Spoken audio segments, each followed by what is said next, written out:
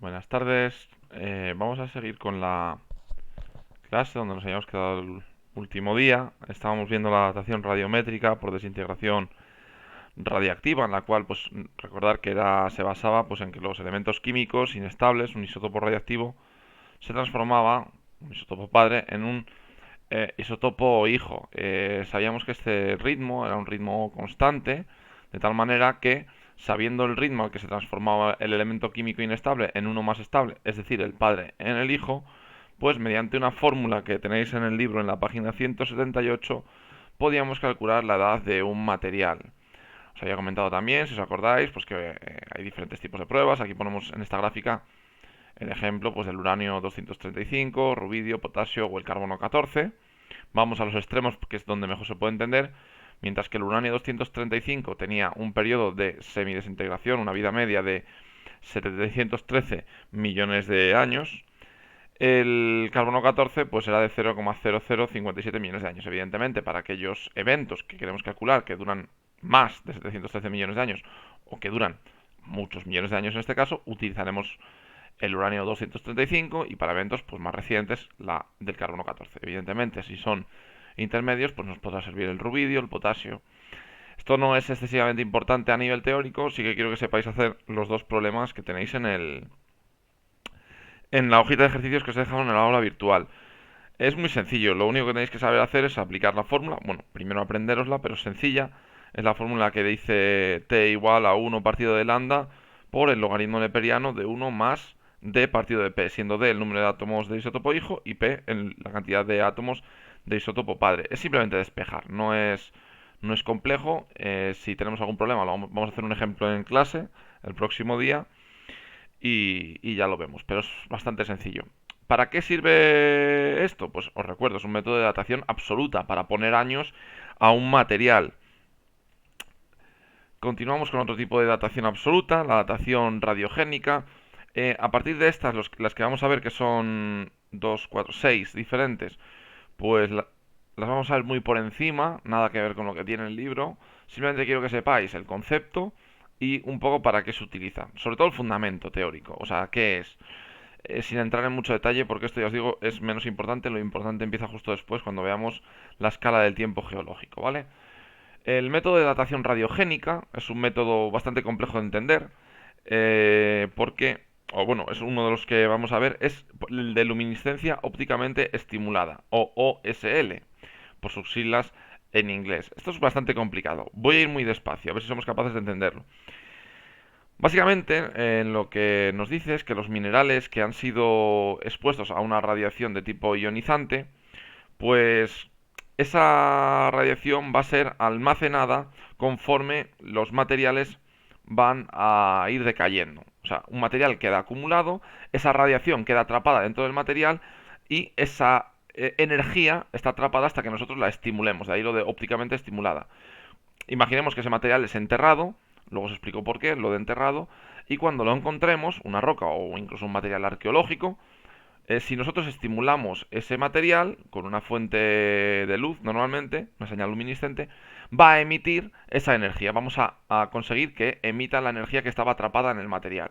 Y la vamos a poder medir. Cuanta más energía quede atrapada, es que el material es más reciente. Cuanta menor sea la energía que emite, es que es más antiguo.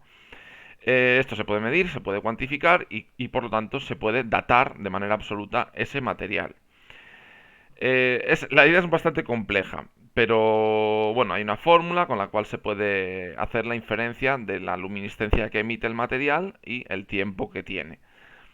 No sé si lo habéis entendido muy bien, si no, echadle un vistazo al libro y yo os lo explico. Pero básicamente es eso. El material guarda una energía de cuando fue formado, ¿vale? Es muy importante que esté enterrado porque, claro, si está expuesto a la luz, pues la propia luz va a estimularlo y esa energía se va a ir perdiendo, y no vamos a poder datarlo por este método. Entonces, si está enterrado, sí, porque, claro, no está siendo estimulado por luz. Y nosotros, cuando lo desenterremos, al estimularlo con una señal luminiscente, pues vamos a poder medir la radiación que estaba atrapada dentro del propio material. He dado dos vueltas a lo mismo. Si no lo entendéis, dadle al pause, volver a verlo. Y si seguís sin entenderlo, me preguntáis. Aquí viene un pequeño ejemplo, dice, porque es especialmente útil para rocas sedimentarias que pierden la exposición a la luz rápidamente, por lo que ya os contaba. ¿Por qué? Porque si está expuesta al sol, evidentemente la energía que está acumulada en el material, aquí os lo eh, señala o os lo dibuja como si fuese una pila, pues va perdiendo la radiación ionizante. ¿Por qué? Porque el propio sol, cada vez que le esté estimulando, pues la va perdiendo, entonces no podemos utilizarlo. Sin embargo, si está enterrado, pues se va acumulando esa radiación ionizante y cuando nosotros vayamos a hacerle el análisis de laboratorio, vamos a poder ver la carga que tenía el material que estamos analizando. Más métodos de datación. Vamos a ver uno que es muy especialmente útil para restos biológicos. Por lo tanto, en geología no es excesivamente interesante, pero sí en biología, que es la racemización de los aminoácidos. Bueno, esto lo vais a ver en biología, que los aminoácidos en los seres vivos son normalmente levógiros. ¿Qué es esto de ser levógiros o ser destrógiros? Pues bueno, es una forma de cómo se disponen los aminoácidos en el espacio. Tenéis aquí el esquemita, básicamente sería L aminoácidos cuando se representan con el NH3 hacia la izquierda y el H hacia la derecha, de aminoácidos pues lo contrario, ¿vale? Imágenes especulares, como si hubiese un espejo en el medio, ¿vale? Uno es el tipo D, otro es el tipo L, lo vais a ver en biología si no lo habéis visto ya, entonces no voy a entrar más a esto. Entonces lo que nos interesa es que estos aminoácidos que son de tipo levógiro, cuando el ser vivo muere, empiezan a transformarse en dextrógiros y además lo hacen de una manera, de un ritmo que es bastante constante. Midiendo la cantidad de dextrógiros que nos encontramos en la muestra, pues podemos saber cuántos años tiene el resto que estamos datando. Pone aquí que con este método podemos llegar a datar por restos de hasta 1,3 millones de años, que no es una cifra lo suficientemente alta como para ser interesante en tiempo geológico, o bueno, empieza a serlo, pero no excesivamente interesante, porque ten en cuenta que, claro, la escala de tiempo geológico son 4.600, 4.550 millones de años. Entonces, 1,3 millones de años, pues nos vale para los últimos acontecimientos biológicos, ¿vale? Más tipos de datación. El paleomagnetismo. Lo tenéis que conocer esto ya, es muy importante. Vamos a volver a ello cuando veamos la tectónica de placas. Entonces solo os voy a contar el fundamento porque el desarrollo interesante del paleomagnetismo va en el siguiente tema. El paleomagnetismo, como su propio nombre indica, paleo antiguo, magnetismo antiguo. Entonces lo que vamos a estudiar es el registro del campo magnético pasado. Como ya sabéis, la polaridad de la Tierra no es constante. El norte, donde nosotros conocemos que está el norte ahora, el norte magnético, no está siempre ahí, sino que va cambiándose de forma periódica, norte-sur, sur-norte, norte-sur, sur-norte. Y eso lo hace cada cierto tiempo. Esto tiene mucho interés porque puede quedar registrado en rocas que tengan minerales de tipo ferromagnético, es decir, que sean capaces de guardar la polaridad. Ferro de hierro magnético, pues que tengan la capacidad de magnetismo. Entonces, ¿dónde es especialmente importante? Y esto es lo que vamos a ver en el siguiente tema. En la Tierra, pues en las dorsales oceánicas. ¿Por qué? Porque sale el material volcánico a través de las dorsales y cuando se enfría, cuando baja por debajo de un punto llamado punto de Curie, pero esto no es importante, cuando se enfría, la polaridad de la Tierra en ese momento puede quedar registrada en las rocas, de tal manera que los minerales quedan dispuestos de tal manera que van a señalar si en ese momento el norte estaba donde hoy conocemos el norte o el norte estaba donde hoy conocemos que es el sur. Es decir, si la polaridad estaba normal o invertida. Esto es muy importante para explicar la expansión del fondo oceánico. Es lo que vamos a ver en el siguiente tema, que no voy a entrar a ello, pero que es muy muy importante. Lo conocéis de primero de bachillerato, incluso en cuarto de la ESO si llegasteis a ver este tema.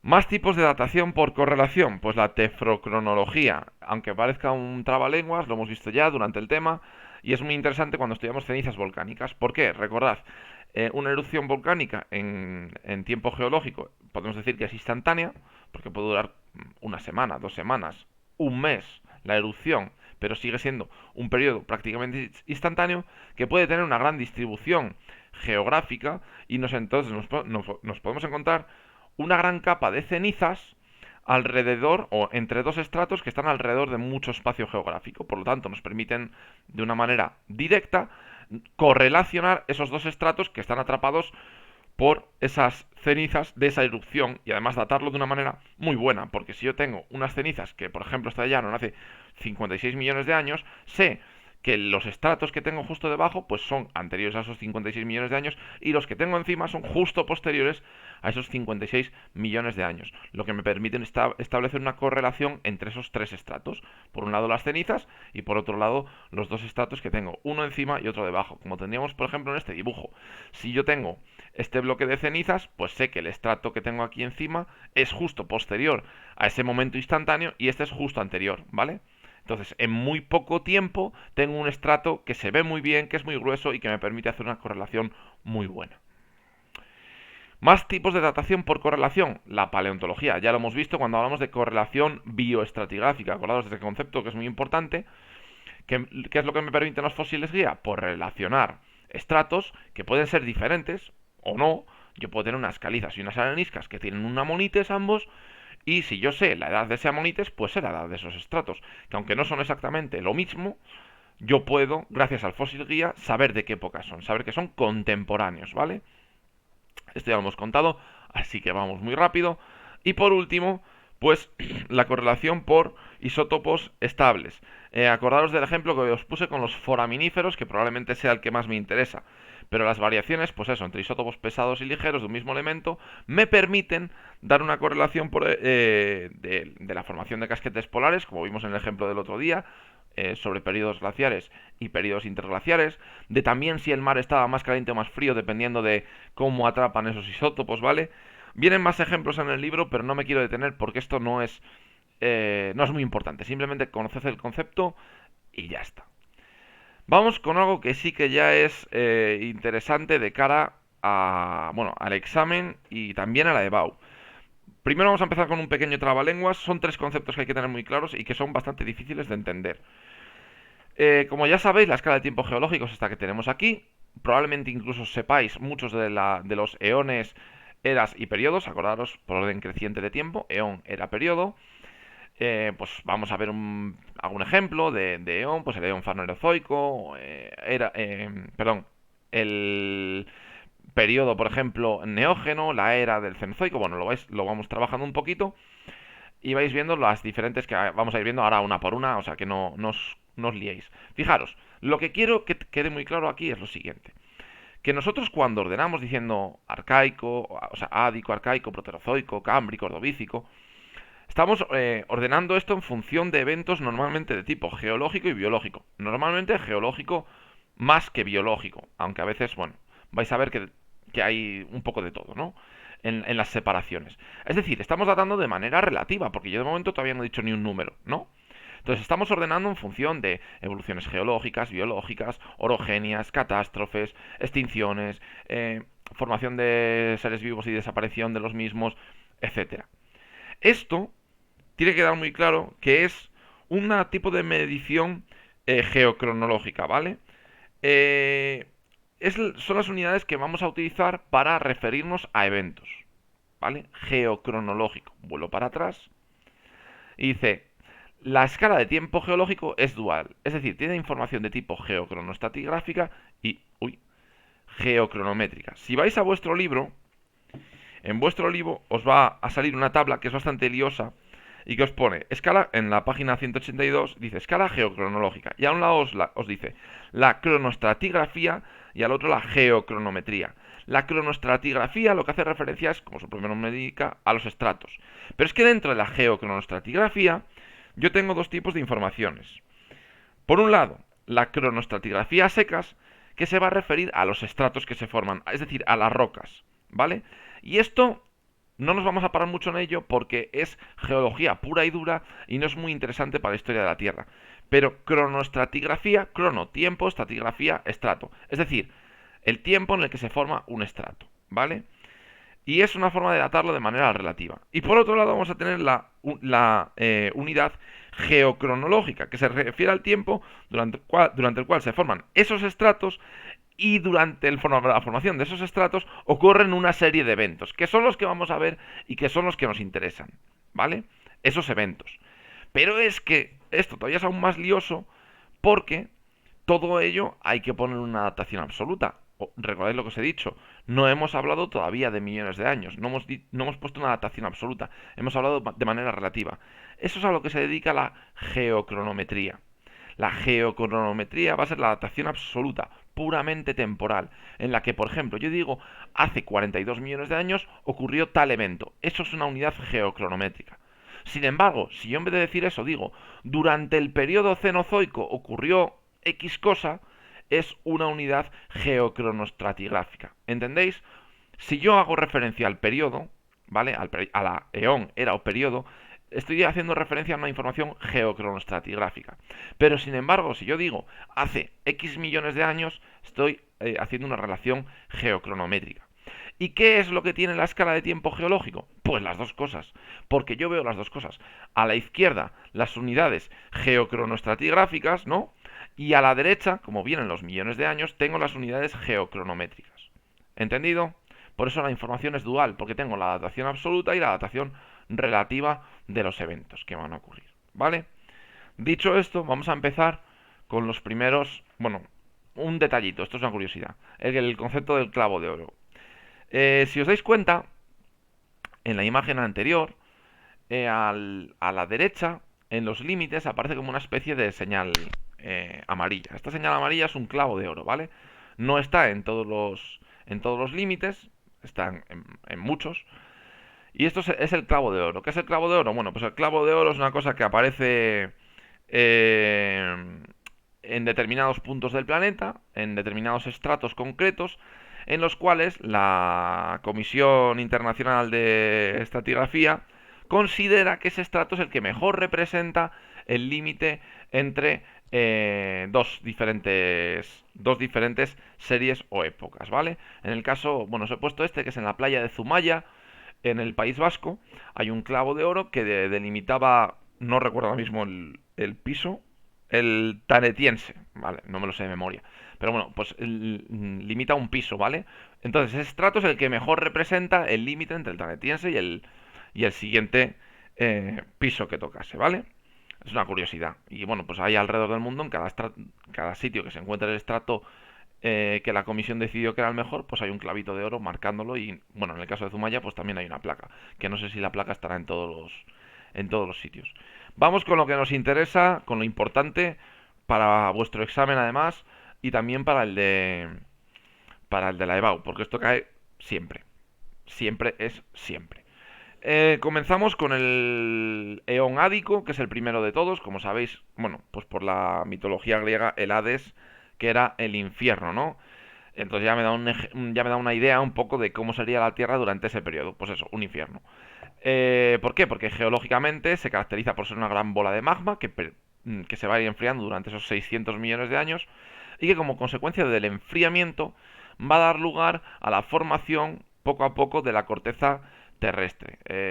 Yo siempre os pongo el ejemplo de la croqueta, que os acordaréis, ¿no? Cuando cogéis una croqueta que está recién freída, pues os vais a dar cuenta que por fuera está fría y a todos nos ha pasado que la vamos a comer y por dentro está caliente y nos quemamos la lengua, ¿no? Algo así ocurrió durante este periodo, como la corteza se enfría más rápidamente, vamos a tener ya una corteza fría, pero las capas inmediatamente inferiores van a seguir estando muy calientes. La atmósfera va a ser una atmósfera anoxigénica, es decir, no va a tener oxígeno, va a estar formada por CO2 y agua. Y durante el principio de este eón, bueno, pues va a dar lugar el choque de Teia, ese planeta que era 10 veces más pequeño que la Tierra, va a chocar y como consecuencia de ese choque, pues se va a formar nuestro satélite, la Luna. A nivel biológico, ¿qué ocurre durante el eón ádico? Pues nada en absoluto. ¿Por qué? Pues porque la Tierra no tenía condiciones para que la vida pudiera desarrollarse todavía. Esto ocurrirá durante el Eón arcaico, entre los 4.000 y los 2.500 millones de años, aparecerán los primeros seres vivos. Pero bueno, a nivel geológico continúa el enfriamiento, pero el núcleo es capaz de mover con su calor interno la corteza que hay de manera superior. Se inicia la tectónica de placas, se inician los primeros movimientos de las placas litosféricas. La atmósfera comienza a oxigenarse. ¿Gracias a quién? Pues a los primeros seres vivos, a esas primeras cianobacterias que van a producir oxígeno, al principio en muy poca cantidad, pero que va a ser un hito biológico muy importante que va a dar lugar a lo que vendrá justo después. Y estas cianobacterias, que eran masivas, van a fosilizar formando los estromatolitos. Mucho cuidado en el examen con la definición de estromatolito y de cianobacteria. El estromatolito es un fósil, es decir, una roca. La cianobacteria es un ser vivo, ¿vale? Lo digo por cómo definir las cosas. La atmósfera va a ser rica en metano, en NH3, amoníaco y en agua. Y empezará, pues eso, el primer oxígeno. Hay un hierro bandeado muy característico, es una roca sedimentaria que se encuentra, que está que tenéis a la izquierda. ¿Veis esas bandas? Es muy característico porque aparece la oxidación que es pues consecuencia de esas primeras oxígenos. Y bueno, a la derecha pues una acumulación de estromatolitos, creo que en Australia, no estoy muy seguro, es que es esta foto. Continúo. Durante el Eón Proterozoico, fijaros, ya nos metemos a los 541 millones de años, hemos prácticamente pasado ya casi toda la historia de la Tierra, desde los 2500 hasta los 541. ¿Qué va a ocurrir? Evidentemente, un aumento de la biodiversidad como consecuencia del aumento del oxígeno. A nivel geológico, muy importante la formación de Rodinia, primer estado de supercontinente, hace 1100 millones de años, donde, bueno, pues toda la Tierra estaba unida en ese supercontinente. La Tierra va a sufrir por primera vez, consecuencia de ese enfriamiento progresivo, sus primeras glaciaciones. Y a nivel biológico, bueno, aparecen las primeras células eucariotas, por la teoría endosimbiótica de Lynn Margulis, que si no nos acordamos en qué consistía, os la recuerdo muy rápidamente, en la que las células procariotas heterótrofas engulían a otras fotosintéticas y a partir de ahí surgían las eucariotas y los cloroplastos y la consecuencia que teníamos de ello era que las mitocondrias con la doble membrana y los cloroplastos con la doble membrana. Hay más pruebas, como el material genético que tienen estos orgánulos. Repasadlo si no os acordáis, pero bueno, es interesante, sobre todo a nivel biológico. Y como consecuencia de que aparecen esas células eucariotas, pues lo típico de las células eucariotas y que no pueden hacer las células procariotas es que se empiezan a asociar, a formar los primeros organismos pluricelulares hace 600 millones de años, ¿vale? Han sido descubiertos, bueno, pues en Australia, más concretamente en Ediacara. Y aquí una representación de la fauna que habría en ese momento. Serían, bueno, pues muy similares a los animales más primitivos que hay a día de hoy, los celentéreos o algunos gusanos muy primitivos de tipo, bueno, planos y cilíndricos, pero menores en todo caso, ¿vale? Invertebrados muy, muy poco desarrollados, ¿vale? Lo dejamos aquí, continuaremos con el siguiente vídeo el próximo día.